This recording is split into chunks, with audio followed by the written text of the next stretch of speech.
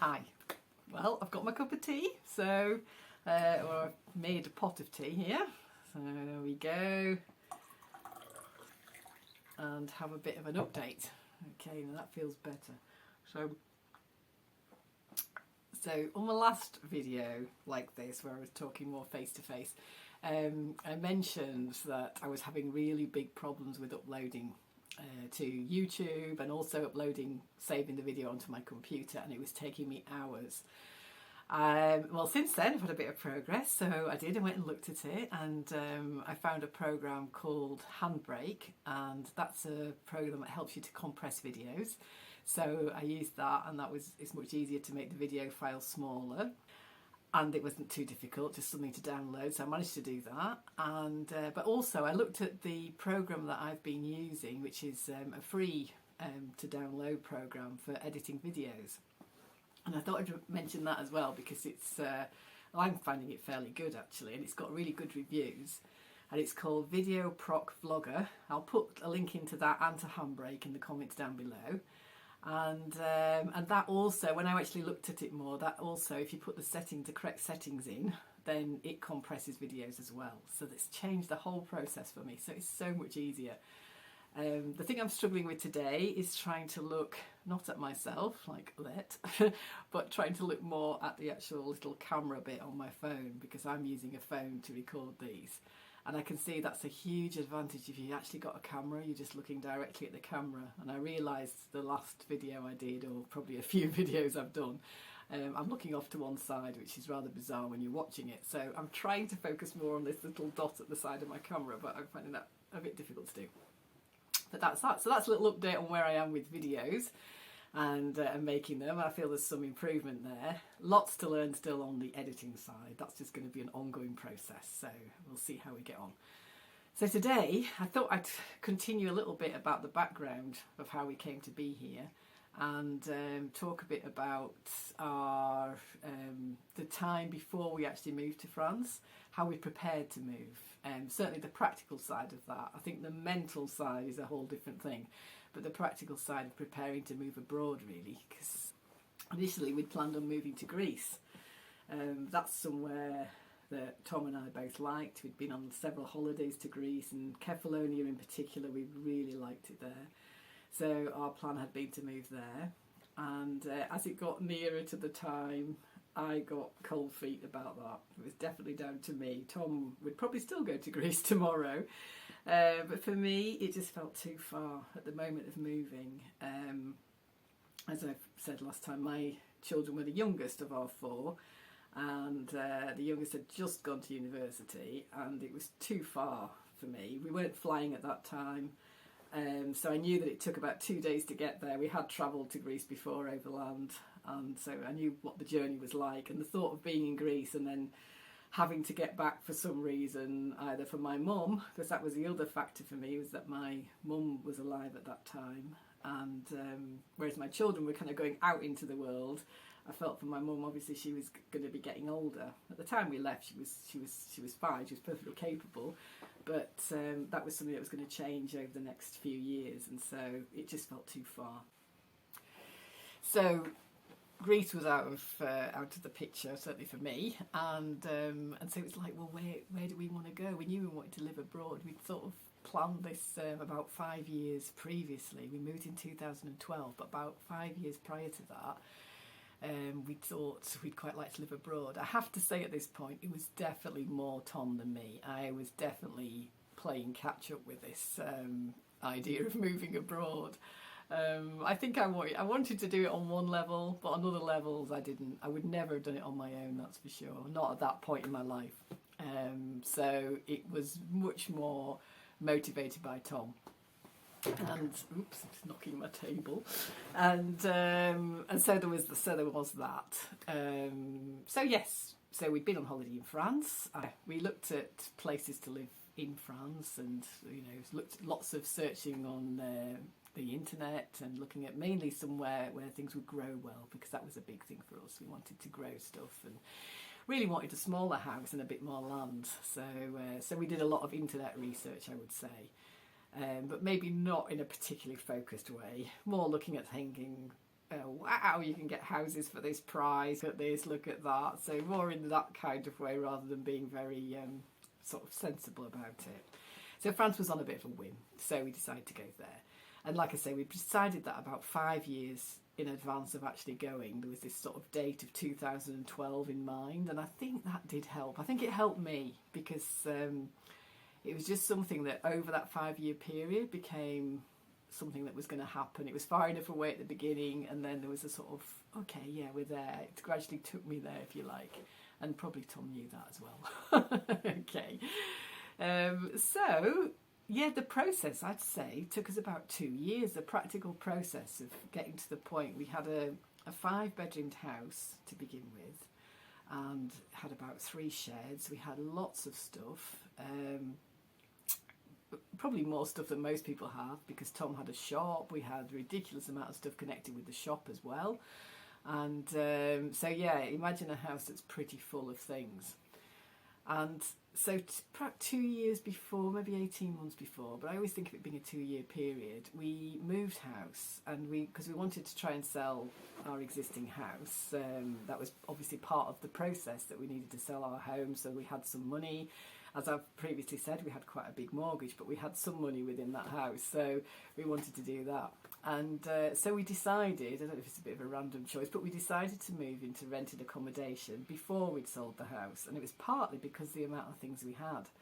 And we imagined that anyone looking around the house with it as full as it was would not be that keen to buy it, really.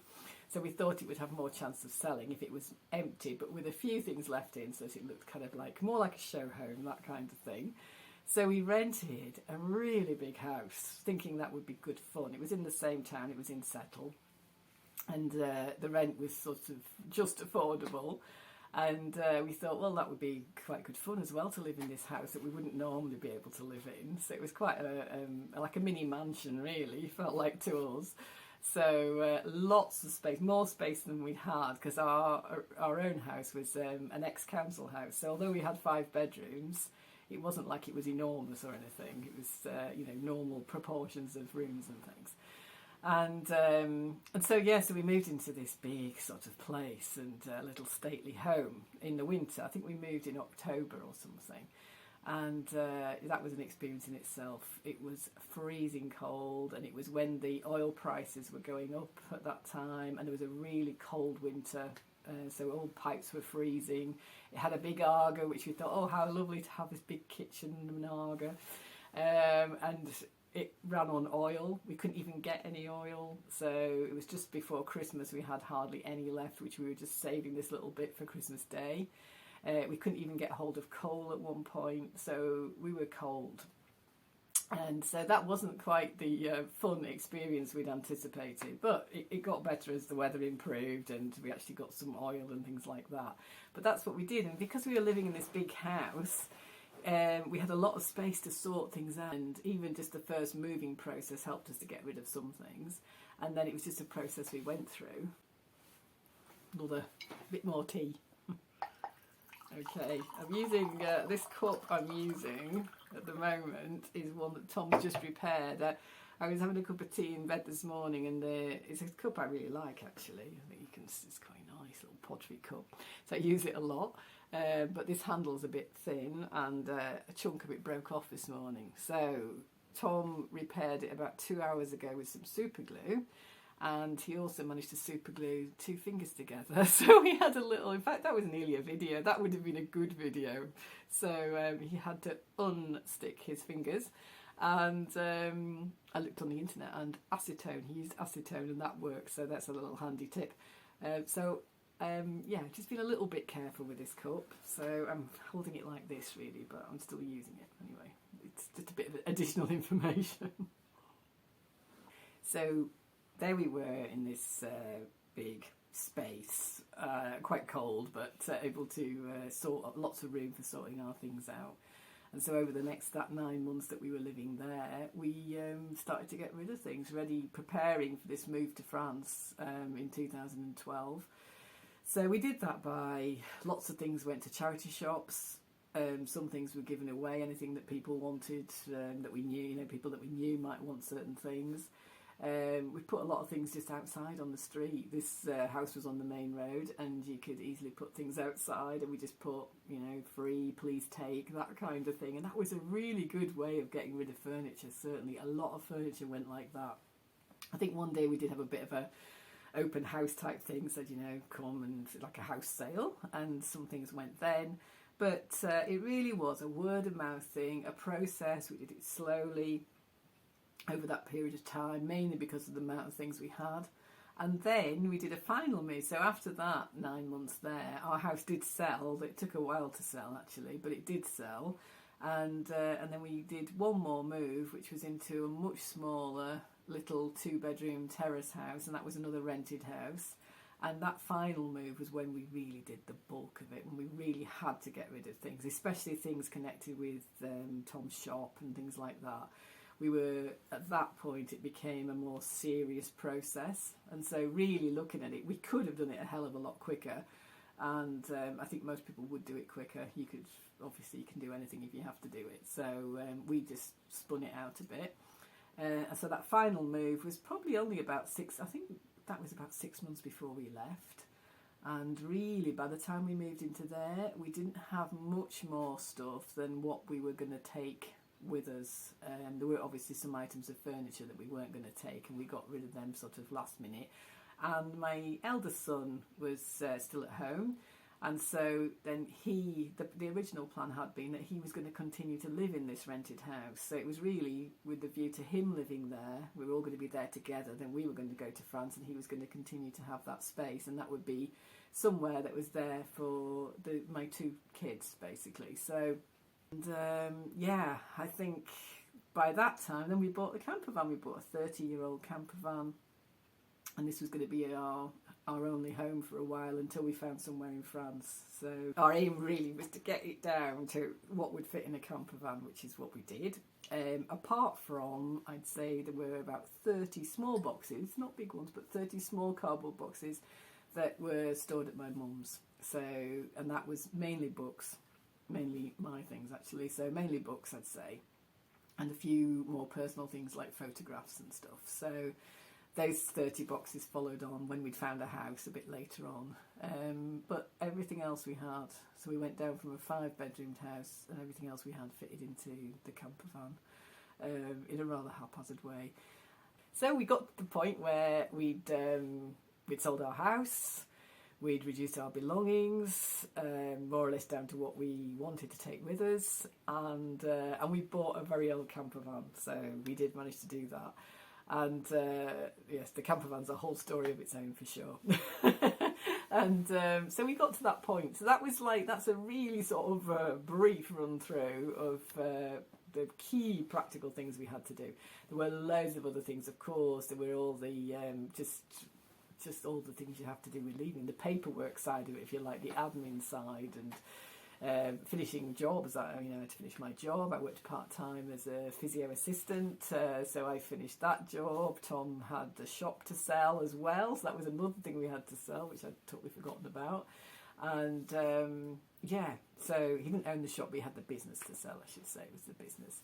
And yeah, so there was plenty of other things to do, but they were the sort of key things that I associate with actually being able to move. It was really just freeing yourself up from everything. And really, when you move into another country, it's everything. And there's a whole different side. The emotional side is a completely different thing to deal with. This is just the very practical stuff. And really just giving some idea of what we did. So I think that's probably it for this week. So I've enjoyed having a cup of tea with you, and I'd say, yeah, bye for now and have a good week.